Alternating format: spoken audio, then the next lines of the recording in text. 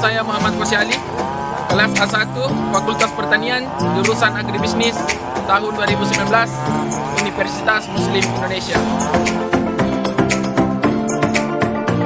Perkenalkan, nama saya Esman Albar, kelas A1, Fakultas Pertanian, jurusan Agribisnis, tahun 2019, Universitas Muslim Indonesia. Perkenalkan, nama saya Nandito Nurdin, kelas A1, Fakultas Pertanian, jurusan Agribisnis, tahun 2019, Universitas Muslim Indonesia.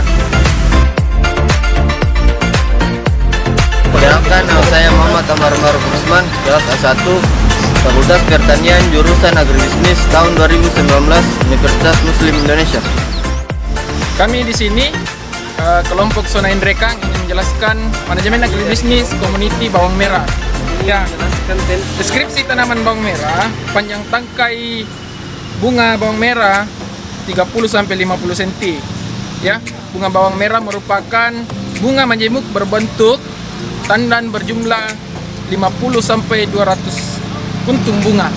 Ya, jadi jenis tanaman bawang merah di sini termasuk dalam jenis tanaman umbi-umbian.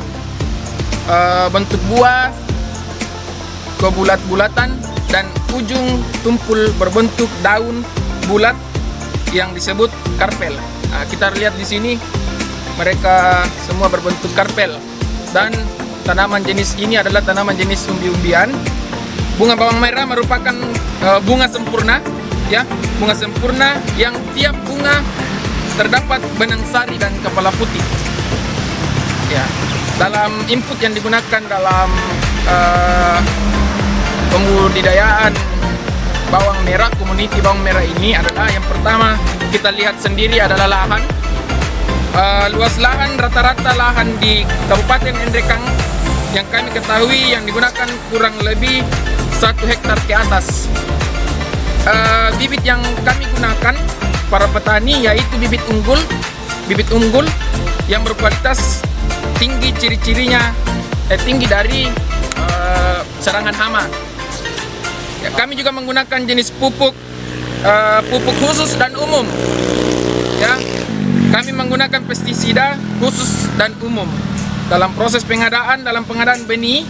Tentunya dalam pengadaan benih ini biasanya diambil dari para petani lain yang dikemas dan telah siap untuk dijadikan sebagai benih. Pengadaan pupuk para petani juga kadang menyiapkan dari swadaya dari petani masing-masing, para petani dan pengusaha masing-masing. Proses budidaya, dalam proses budidaya ada beberapa tahap. Tahap pertama, pemilihan bibit yang digunakan dipastikan bibit yang berkualitas baik. Dalam penanaman, bibit yang ditanam seharusnya direndam dengan cairan organik 1 hari sebelum penanaman selama 10 menit saja. Tahap kedua, proses menanam bibit. Sebelum menanam bibit, pastikan tanah harus basah dan ukuran setiap bibit itu caranya tertentu setiap 1 bibit. Bibit yang ditanam tidak perlu terlalu dalam. Nah, setelah 7 hari bibit yang telah ditanam kemudian disemprot cairan anorganik untuk mempercepat pertumbuhan. Agar lebih maksimal, penyemprotan cairan anorganik dilakukan pada pagi dan sore hari. Setelah bibit berumur 10, 20 dan 30 hari baru diberi pupuk anorganik atau kimia. Nah, itulah tadi proses pemilihan dan menanam bibit. Proses penyiraman. Jika musim kemarau, tanaman bawang merah harus disiram 2 kali sehari, yaitu pada waktu pagi dan sore. Jika terjadi hujan dan embun, maka penyiraman ini perlu karena mencegah penyebaran penyakit pada bawang merah. Setidaknya petani harus tahu kebutuhan tanaman apakah layu atau tidak. Jika ada tanaman yang layu atau mati, maka segera diganti dengan bibit yang baru. Pengendalian hama dan penyakit.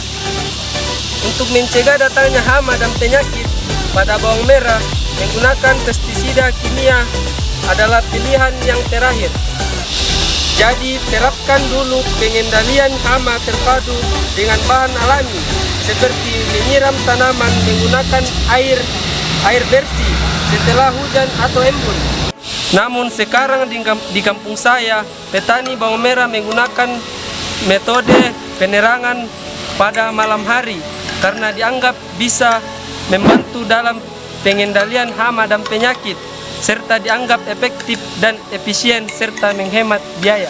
Panen. Masa panen bawang merah setelah berusia 60-70 hari setelah tanam. Tanaman siap panen ditandai dengan umbi bawang yang menggembul ke permukaan tanah serta daun yang merebah dan layu seperti terbakar. Cabut dan langsung dibersihkan dari segala kotoran. Jemur di bawah sinar matahari agar tidak lembab. Kemudian anginkan di dalam semacam tenda khusus untuk bawang merah. Lembaga penunjang tersebut adalah kelompok tani dan buruh tani. Setelah proses panen, kita melakukan sistem pengolahan dengan cara mengeringkan hasil panen tersebut dengan memasukkannya ke dalam tenda. Pada siang hari penjemuran, ada kalanya kita membuka tenda tersebut dan untuk mempercepat proses pengeringan. Dan beberapa lembaga penunjang seperti tukang ojek sebagai tukang angkut, buruh tani sebagai buruh tani untuk menanam. Nah, di sini tahap pembibitan kita menggunakan dua cara, yaitu pembibitan seleksi dan pembibitan lokal. Jika pembibitan seleksi tidak menggunakan kapur, sedangkan pembibitan lokal kita menggunakan kapur untuk memperlama ketahanan pada bibit tersebut. Sekian dari kelompok kami. Assalamualaikum